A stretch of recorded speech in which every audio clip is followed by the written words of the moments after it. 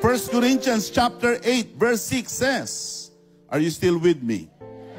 1 Corinthians chapter 8 verse 6. Yet for us there is but one God, the Father, from whom all things came, and for whom we live. Let us pause and think and ponder a little bit deeper those words of God written by Paul, guided by the Holy Spirit. There is one God, the Father, from whom all things, do you follow? All things. Whatever it is you have, it's from God.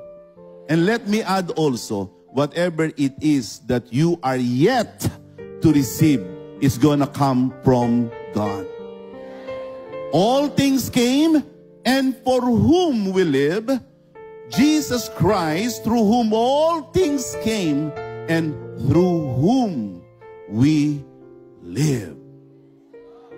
Bawat hininga natin, utang natin sa Diyos. Every breath we take, it's a gift. It's a gift from God. We do not deserve it. Hindi tayo karapat-dapat. We could have died, and we should have died because of our sins. But God, who is perfectly good, said, here's another breath for you for today. Here's another breath, another life for you for the years to come. Hanggat hindi katakdaan ng Panginoon, walang papatay sa iyo. Walang kikitil sa iyong hininga. Totoo yan. Sapagkat ang kamatayan, appointment. Kahit sumuong ka na sa pinakapanganib na panahon ng buhay mo, hindi ka mamamatay. Dahil itinakda ng Diyos na hindi ka pamamatay. Tingnan lamang natin ang mga kalololohan natin.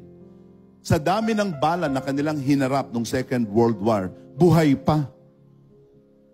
Sa Amerika, ang mga matatanda, nag-aasawa pa. Yung mga matatanda sa atin,